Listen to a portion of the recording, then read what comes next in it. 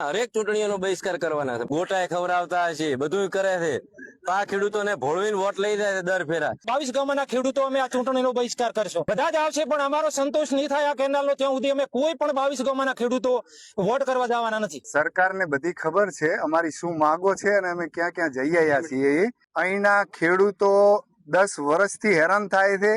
સરકારે કેનાલ બનાવી છે, ખાલી 5% કોમને કારણે કેનાલમાં પાણી નથી।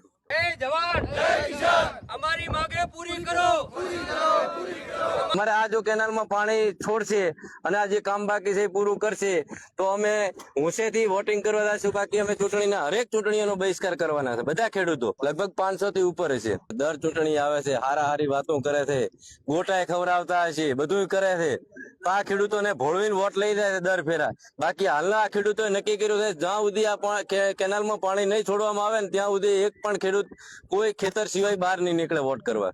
ક્યાંય પણ જો કામ ચાલુ હોય તો અમે વોટ કરવા તૈયાર છીએ। તમે હાલ જોઈ લો, 2022 ના 6ઠા મહિનામાં અમે ખેડૂતોએ કેનાલ બનાવવાનો કબજો આપ્યો અને 2026 આવ્યું ત્યાં સુધી હવે 5% કેનાલનું કામ બાકી છે।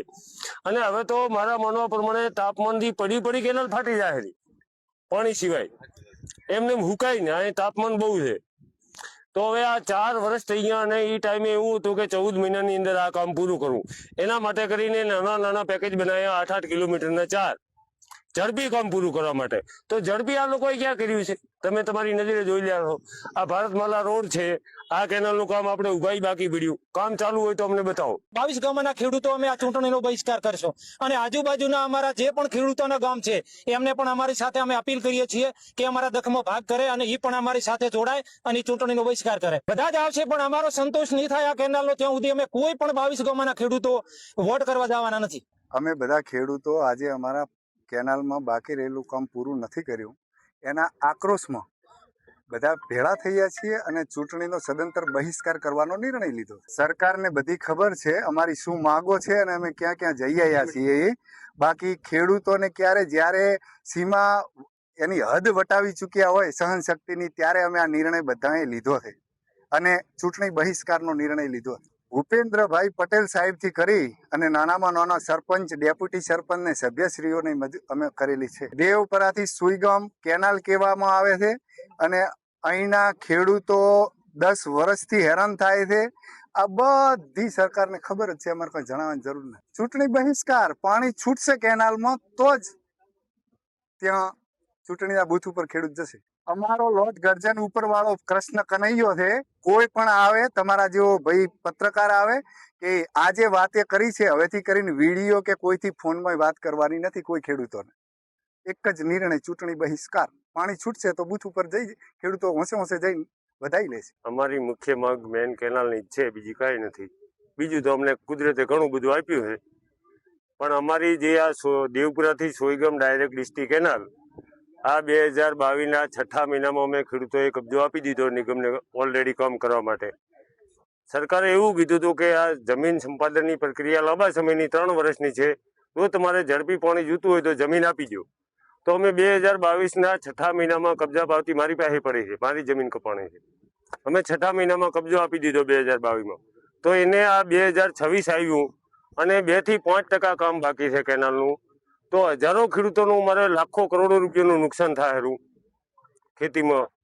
તો એની માટે અમારી માંગ છે પાણી માટેની, અને જો વહેલામાં વહેલો સરકાર પાણી આપી દે અમને તો અમે બહુ જંગી બહુમતીથી સરકારને જીતાડીશું, નહીંતર અમે ચૂંટણીનો બહિષ્કાર કરવાના છીએ। આ 22 ગામોને કેનાલ જોડતી છે અને એવો વિસ્તાર છે કે અહીં પીવાનું પાણી કેનાલ સિવાયનું નથી, ક્યાંય બોરનું કૂવાનું કોઈ પાણી નથી અને પશુપાલન હારીને ખેતી હારી આ વિસ્તાર જોડાયેલો છે, એટલે પાણી સિવાયની મારે કોઈ સમસ્યા નથી। ધારાસભ્યને મેં 4 થી 5 વખત મળ્યા હતા, મુખ્યમંત્રી સાહેબને 4 થી 5 વખત મળ્યા હતા, વહીવટી તંત્રને થરાદમાં 4 થી 5 વખત મિટિંગો અમારી થયેલી છે, પણ કોઈ અમને કોઈ ખુલાસો કરીને સાચો જવાબ આપતું નથી અત્યાર સુધી।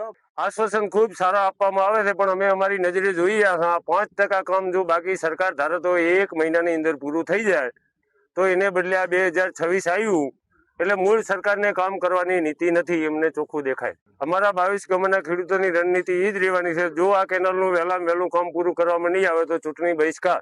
સરકારે કેનાલ બનાવી છે, ખાલી 5% કોમને કારણે કેનાલમાં પાણી નથી છૂટતું અને લાખો હજારો ખેડૂતોનું લાખો કરોડો રૂપિયાનું નુકસાન થઈ રહ્યું છે. દેવપુરાથી જડોડિયા સુધીના લોકો અમારી સાથે છે. અમે જે નિર્ણય લઈશું એમાં પણ સાથે છે. જિલ્લા તાલુકાની વાત નથી, આવનારી વિધાનસભાની ચૂંટણી સુધી અમે વોટનો બહિષ્કાર કરીએ છીએ. જ્યાંથી સુધી પાણી છોડવામાં નહીં આવે, કોઈ પણ નાની મોટી ચૂંટણી હોય તો અમે વોટ કરવાના નથી. સદંતર બહિષ્કાર થઈ અને કોઈ વોટ પણ કરવો નહીં. 22 ગામના ખેડૂતોને, ગામના દરેક નાગરિકોને અપીલ છે કે આપણે પાણી માટે કરી અને આવનારી દરેક ચૂંટણીનો બહિષ્કાર કરવો. કોઈનાથી લડવાનું નથી, ઝઘડવાનું નથી. આપણે મતદાનને દાડે આપણે ક્ષેત્રમાં જઈને કામ કરવાનું.